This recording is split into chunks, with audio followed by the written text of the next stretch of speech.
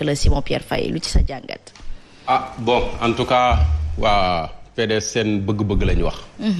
Conseil constitutionnel taxawaayam ci jamono ji ñu bëri ñu ngi koy diingat. te ñu ngi koy diingat d'ailleurs depuis cette histoire de contrôle de parrainage dès le premier jour il y a eu des choses qui se sont passées. candidats yoo xam ne recalé nañ leen. wax nañ leen ne fii mënatu leen bokk dem leen ngeen toog boobaak léegi coow li jóg na ci kaw conseil constitutionnel. ndax conseil constitutionnel waxuma ñi fi nekk présentement parce que c'est l'institution, on parle de l'institution mais pas des hommes. Bien vrai que l'institution est incarnée par des hommes mais la constitution le conseil constitutionnel de manière générale. institution la boo xam ne peut-être man mën naa juum wala fekkewuñu trop ci histoire au Sénégal mais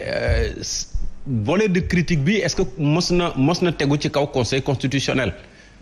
moment bi également peut-être que c'est le contexte qui est très politique. mais est-ce que coow lu ni mel mos na dal ci kaw conseil constitutionnel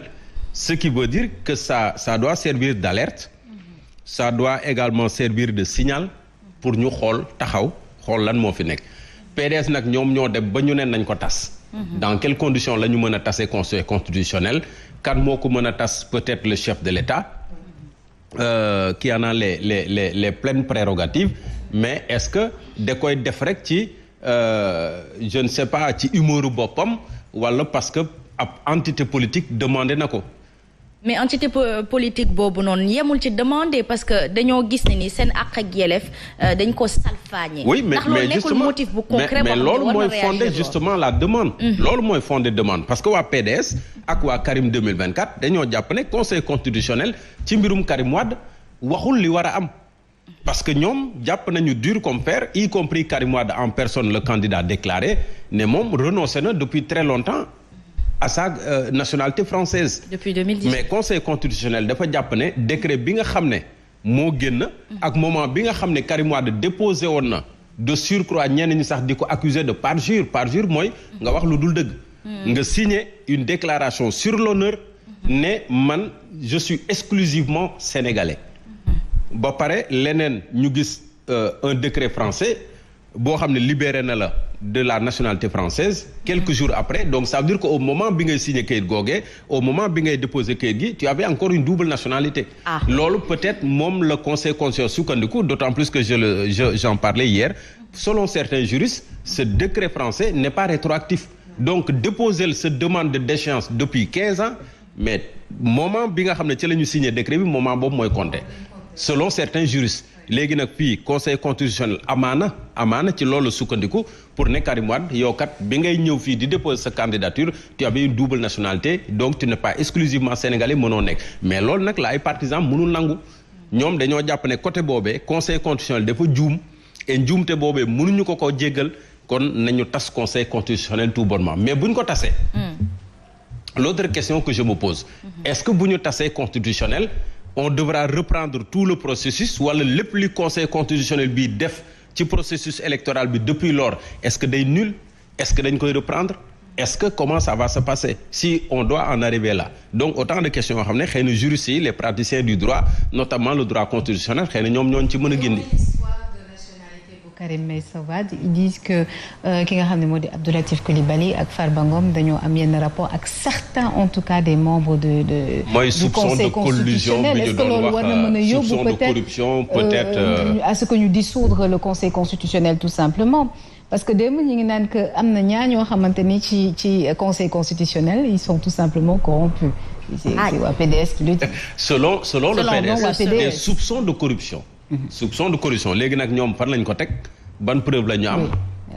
entre autres. alors gis nañu cette liste de spoliés Mamadou Fofana ñu daal di def recours jublu fi nga xamante ni moom moo di CEDEAO ndax foofu tamit dina am jeexital parce que boobu ba léegi ñoo ngi gis ne ci suñu ay wàllum élection bu ñu ko tëggee ba noppi ñi ci am lu ñuy naqarlu dañuy dem taxaw ci kuuru CEDEAO mais boobu ba léegi amul jeexital yoo xamante ni mën nañ jàpp ni loolu dem ngënal la ci ñoom. Vous me demanderez d'être dans les secrets de Dieu, peut-être. Non, certainement pas, mais peut-être une analyse de l'avant de 2019. On a vu Bougane Gueye Dany qui a porté justement le combat du parrainage devant la cour de la CEDEAO. On voit aujourd'hui Maître Tine, etc., etc. Est-ce qu'aujourd'hui, on peut espérer gain de cause pour eux, si toutefois, depuis 2019, il n'y a pas eu gain de cause? C'est vrai que c'est des procédures, hein. La CEDEAO doit exister, tant bien que il faut dire elle est chahutée parce que jàpp nañ ne décision yu bëri ya muy rendre nekkul ci li nga xam ne day profiter justement pour les peuples, mais c'est pour en faveur justement des présidents yi nga xam te ne nii ñoom ñooy jiite. Et à la lumière de lu bëri loo xam te ne nii peut-être ce sera une piqûre de rappel temps bi xaj na moo ñu ko dul may am na décision yu bëri yoo xam te ne nii contesté nañ ko ci organisation sous-régionale boo xam te ne nii jàpp nañ ne loi yi nga xam te ne nii moom mooy régir la CEDEAO, donc c'est des lois justement comme on dit supranationales, donc qui doivent être au-dessus des lois yi nga xam te ne nii mi ngi am dans les pays yi nga xam ñoo composé la CEDEAO. Maintenant, est-ce que je peux présager que oui, la CEDEAO pourra peut-être rendre ben verdict boo xam te ne nii ce sera en faveur des spoliés et autres, wala dina rendre verdict boo xam te ne nii ce sera à l'avantage, ou bien si vous voulez c'est juste pour confirmer ce que le Conseil constitutionnel a décidé. Peut-être on va observer et voir, parce que tamit bu fekkee ne c'est des décisions qui sont rendues, tu as vu sur l'affaire Karim Wade, am na ci lu bëri loo xam te ne nii tey cour de la CEDEAO wax na ko ci l'histoire du parrainage. Tey jii nii jox nañ dëgg Maître Tine ne ko effectivement les modalités opératoires, oui justement maintenant ñoom war nañ mun a am yaakaar, garder espoir ne peut-être bu ñu demee CEDEAO, peut-être CEDEAO sur l'histoire de la double nationalité peut-être mun na ci wax loo xam te ne nii mun na rétablir Karim Wade comme les spoliés comme on le dit, ñoom ñu rétablir dans le droit. De toutes les façons CEDEAO nit ñi amuñu ci yaakaar, constat général bi c'est ça. boo waxee dañ la naan boo fa demee it nekkul loo xam te ne nii lu la neex nga fay jëlee, parce que am na ci lu bëri loo xam te ne nii buñ ko rappelé tey nit ñi amoon nañ ci yaakaar xaj na. Et beneen bi ci am moo di ne à chaque fois am na ay décisions yoo xam te ne nii day bàyyeeku ci cour yooyu noonu, mais lañ lay évoquer à notre niveau dañ la naan oui le Sénégal est souverain, c'est un pays souverain. am na ci loo xam te ne nii mën na ko appliquer am na oui et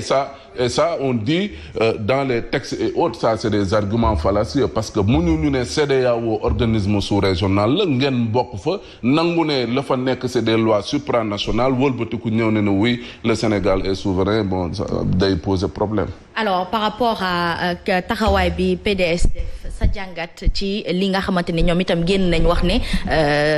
kii di cour constitutionnelle nekkul koo xamante ne am na crédibilité bu mu mënee tëgg ay élections démocratiques ak bu crédible la. Oui, xam nga revendiquer wala manifester mënuñu ko empêcher à une organisation, si vous voulez, même d'ordre politique. Ci politique nañu nekk, jàpp nañ ne dañuy jëm vers une élection boo xam te ne nii bu décisive la, bu am solo la par rapport ak l'avenir du Sénégal, et même par rapport ak l'avenir justement des hommes qui composent peut-être on dira l'échiquier politique. Donc léegi nag nit ku ne am nga droit, et ça c'est sur le principe, boo d'accordul ci lenn nga mën a taxaw wax na ni lii d'accorduma ci, wax joxe say argument wane ne lii kat